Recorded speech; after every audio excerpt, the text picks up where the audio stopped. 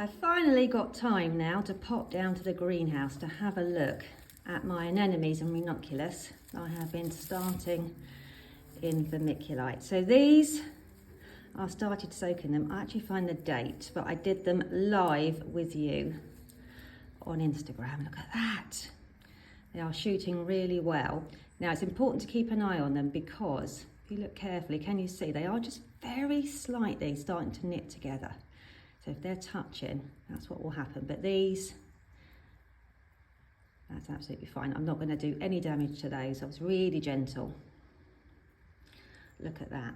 So if for any reason yours haven't done this, they're either too cold or too dry. The vermiculite does need to be damp. So if you haven't got shoots on yours already and you started them with me, just check your vermiculite's damp enough and bring the bags into the house if they're not already. I just checked, it was the 19th of October that I started those corms, and the video where I did that is here on my anemone, ranunculus and butterfly ranunculus grow along page on my website. It's right at the top. So I took you from the bottom so you can see how many other videos there are there as well. The vermiculite gets absolutely everywhere, so it's a good idea to do this in a tray. As soon as you start moving it around, you'll notice that some of it's quite dry and it will drop out the bottom of the bag. Remember I said to you, make sure you get it wet first before you put it in the bag, otherwise it just drops out. Anyway, you can reuse the vermiculite by mixing it in with your compost. That is absolutely fine. And I'm going to go for a delve now into my bag to pull out my little aliens. So this is a especially good method for anemones, which take longer to wake up than the ranunculus. Making an impression with my fingers just to nestle them in so that I don't damage any of the roots. They are quite robust, so I'll pop them in. And then I've got a couple that have got quite a lot of roots. These were at the bottom of the bag, so that's obviously where the most of the moisture was. So you've got to watch out for this because over time they will start to grow through the bag and then you'll have a hell of a job getting them out. So that's why you've got to keep an eye on them. And this is the perfect time now to pot them up. I've actually got a few that are not as awake as the others, and all that was is they were perched right on the top of the vermiculite, so they weren't as damp as the others. I've got one here, but you can see he is awake, and that is awake enough, so I'm going to pop him in. That is fine. One there, lots of roots. So as I say, if yours haven't woken up, it is down to them not having enough moisture or not being warm enough. And then literally all you need to do now is bury them. You can cover them completely. Don't worry about any of the shoots coming through the compost. They will soon poke their way back through again. There we go. And then I'm just going to give them a watering to settle the compost and keep the waking up process going. Because if you put them into dry compost now, they'll just stop growing and go back to sleep. They'll go back to the compost will suck the moisture back out of them, and I think it's time to go dormant. So give them a good water and don't forget your label. Spawn that in. Now the ones that I've started in the greenhouse are slower. They're going to be because it's cooler in the greenhouse than it is indoors. So if you haven't got any signs of life and you started them around the same time as me, then just take them into the house and make sure the compost is damp enough, because if it's not damp, they won't wake up. And then just take them indoors if you're feeling impatient. But here I can see I've got shoots in most of the cells. So I do know that the shoots in these cells are up. They just haven't broken the soil surface yet. So they're all doing fine. I'm just going to leave them as they are, because that means I haven't got to do anything at all until they've grown. Brilliant. So next I've got the colour mix, which I will just nestle in. Don't mix your ranunculus and your anemone trays together. Don't put them in the same tray because their watering needs are different. These need a lot less water over the winter because they've got less foliage than the ranunculus. So just to save any dramas later, because you don't want to rot them, not now you've got them so far, it's best to keep them in separate trays, and then you won't be tempted, because you might forget. and overwater them.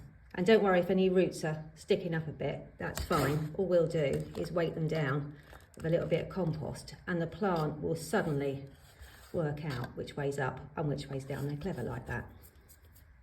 So these are the Ranunculus, and they do tend to wake up faster than the Anemones, so keep an extra close eye on them. And that's the reason why I staggered my starting, so that I don't have to do all of this on one day for all of them. If you leave them a bit long in the bag, what can happen, you can see with this one, it's on the wonk. Don't worry, doesn't matter at all. The plant will just correct itself. It'll pull its roots down and it shoots up. So just nestle them in the compost the correct way, cover them up, and then the plant will just correct itself. Absolutely no problem at all. Bring you in nice and close so you can see. Look at that, looks like a spider, doesn't it? It's very satisfying, isn't it? Potting them up. Now you can see the shoots.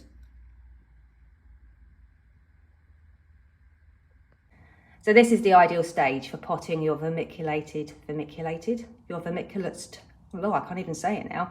Your plant started in Vermiculite. This is the ideal size. Mine are a little bit on the big side, but these ones, they're about perfect. There we go, all nestled in. Just don't brush your hand across the top. That's habit, isn't it? Because otherwise you might snap some of the stems that are coming up. So I'm just cleaning off the excess compost. And now, really, they don't look any different to those corms that you've started in trays, do they? They look exactly the same. The only difference is the stems are just a tiny bit paler, but by tomorrow or the next day, the light would have got to them and they will green up. But otherwise, you can't tell the difference, except for the fact that you know you have got a full tray of wide awake babies. I think I'm going to have to turn the lights on in a minute. It's getting dark. Anyway, these are all the urgent ones done. So I've got my gun of water. So I'm just going to give them a lovely watering in and then put them on a rodent-proof shelf because they are still vulnerable. There we go. I'll leave those to drain on the floor just for a little while so I don't drown myself in water, and then I'll lift them up onto the shelf to go with the others that I've already started. So here I've got my corms that I started from the beginning in cell trays. So we soaked them and I put them straight into cell trays. So they're a little bit slower than the ones I started in the house because it's cooler. That's just as simple as that. So as long as your trays have got enough moisture, then they will wake up beautifully in the greenhouse. I'm not worried about these two cells because I can see all of these are awake. So I know that they are awake, they just haven't broken the soil surface, so they're absolutely fine. But if you're feeling impatient and you haven't got any shoots at all yet, then you can just simply take them into the house and that will give them a kick start, and you'll probably find within 48 hours they come through the soil surface for you. And then keep them nice and cool. It's the slow, cool growing conditions that will turn them into big plants. So that's what we really want.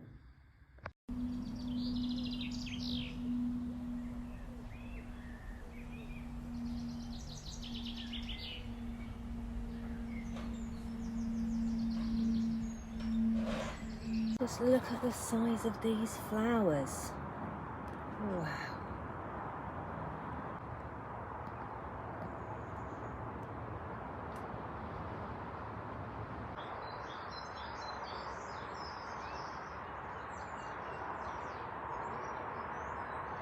Oh my goodness me. It's just glowing here this evening, but I just wanted to show you, when I did my planting, I put some of the rose-shaped ranunculus in with the butterflies. And look, this is purple Jean with butterfly ranunculus fever. This looks like a vase arrangement in your garden, doesn't it? Let me put my hands in so you can see. Look at the size of this flower. You can see the stem's really tall as well.